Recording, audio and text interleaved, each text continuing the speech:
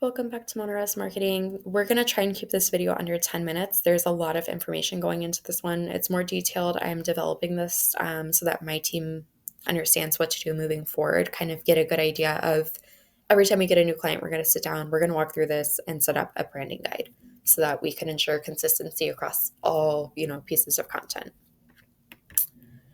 These are going to be the things that we go over. If you want to pause and look at that.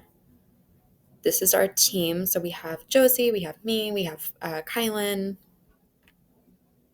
So with branding and story, we want to look at the company's values, communicate. How are we going to communicate these values? Because as marketers, that's our job to create content that communicates the message, the brand, and everything that our clients are trying to get across in an engaging way. We also want to appeal to very specific emotions. And this is, again, going to help a lot with figuring out, what kind of content to create.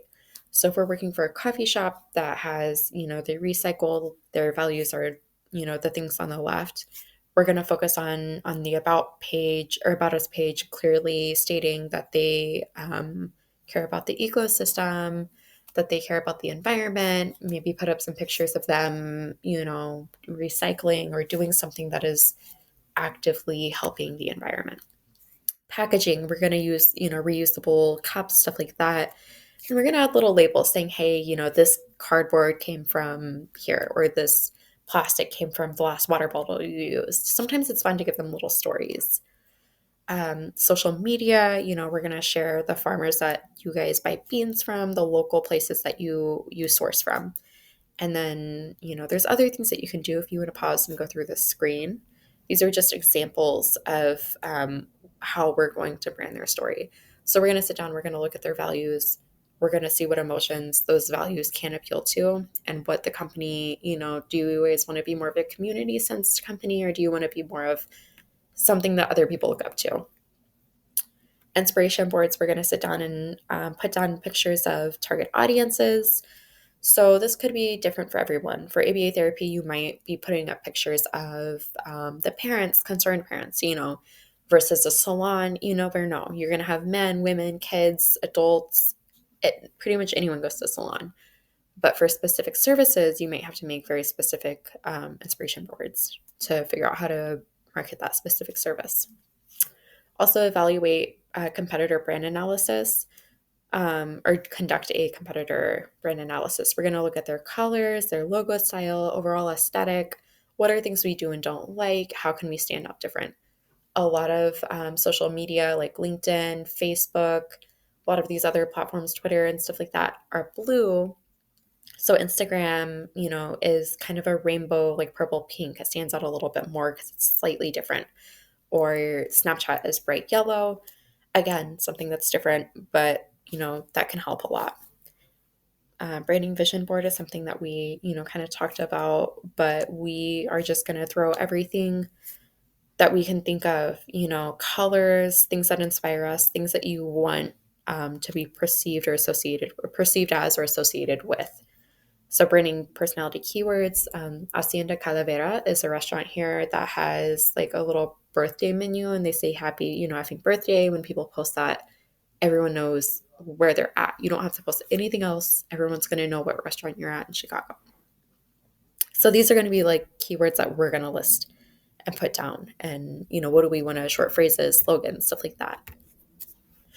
So logo usage, we're going to focus on having a main logo, obviously, but we also want to have it in white and black in case we're going to put it in other places.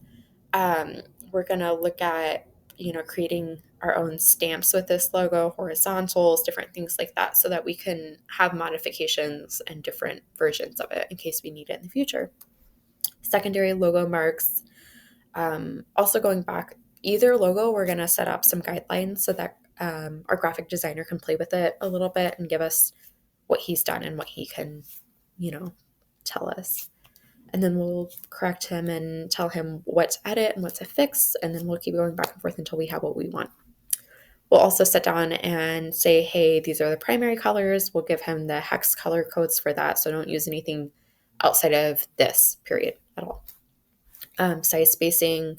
We're going to set specific minimum logo sizes, require spacing, around different logos, not just the logos, but the text and different, um, there's so many elements that go into graphic design and posts that we're just going to try and make sure that this, if this client wants something clean, we're going to have good spacing. If he doesn't mind having eye catching elements, we might be a little more playful or a little more lenient with it. We will put in, improper logo usage or just, things that we don't like as an example of, where not to go and what not to do. So Kylan's background's in business and psychology. He's our graphic designer, but he helps a lot with branding. He's on the social, media marketing side. And this is a little guide we put together. This is in a different video, previous videos, of course. So this is psychology mixed with colors and branding. This is what, is going to make people subconsciously associate you with these feelings based off of seeing this color in your logo or in your branding. Another really big rule is 30-20-10. So use 30% of your primary color, 20% of your secondary, and 10% of your accent, just to help keep things balanced. Like that's a general rule of thumb. Another thing we want to touch base on is fonts and colors. You can pause, read through all of these. We're going to sit down with clients, figure out what are the top 3 to 5 fonts that you want that we're going to use and mix up, because you can't just have one. Sometimes you need to make numbers or facts pop a little bit. And unfortunately, that is just, you're going to have a little bit of variety, be flexible. So consider the weight of the fonts, consistency, or use consistent hierarchy fonts. I'm sorry. So maybe the bottom's a cursive, or maybe the top one's a real like fat, whatever. The middle might be italicized, whatever it is. Keep it consistent. And then font colors, we're going to approve font colors. So again, this is going to focus on different color palettes surrounding the business branding and kind of what they're looking for, what they want, what they need.